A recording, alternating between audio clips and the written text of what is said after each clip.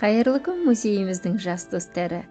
Бүгін біз қаламыздағы киелі өнер шаңырағы Абай атындағы қазақ музыкалық драма театрындамыз. 1917 жылы Мұхтар Әуезовтің басшылығымен Ойқұдық жайлауында қойылған Еңлік Кебек пьесасы қазақ еліндегі жаңа өнердің тұсаукесері болды. Осы Ойқұдықта маздаған шоқ бүгін егеменді елдің өркендеген өнеріне айналып, ұрпақ тәрбиесінде елеулі рөл атқаруда.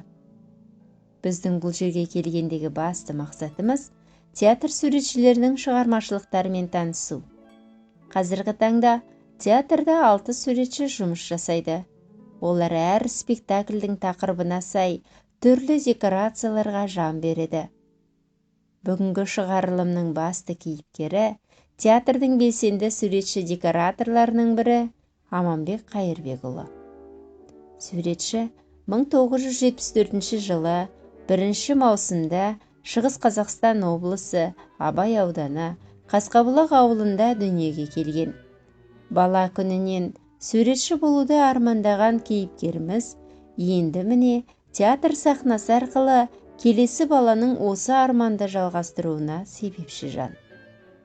Аманбек Қайырбекұлы өздеріңіз сияқты жас өнерпаздарға көп жылдар бойы мектеп қабырғасында тәлім берді. Ал театрдағы еңбегін 2004 жылдан бері қалтқысыз орындап келеді. Ендігі кезекте бізбен бірге театрдың біз білмейтін құпия бөлмелерін онлайн тамашалай отырыңыздар. Көпшілігіміз театрға барғанда жабықтырған сахнаның ар жағында не тұр екенін көруді тағатсыздана күтеміз.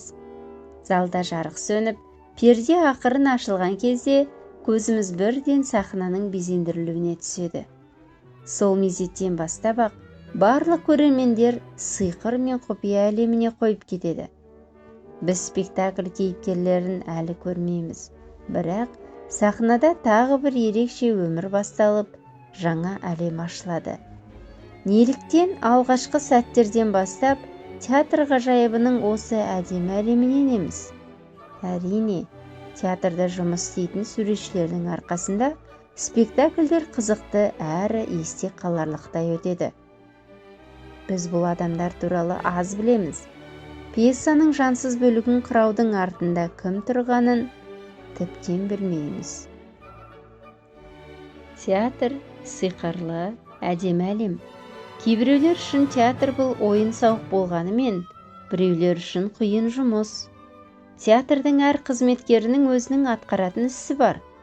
Режиссер, актер, гример, костюмер және театр суретшілері. Театрдағы суретші бұл ең алдымен сценограф, сахна дизайнері. Ол спектакльдің сыртқы келбетін жасайды. Сонымен бірге театр суретшісі кең ұғымды білдіреді.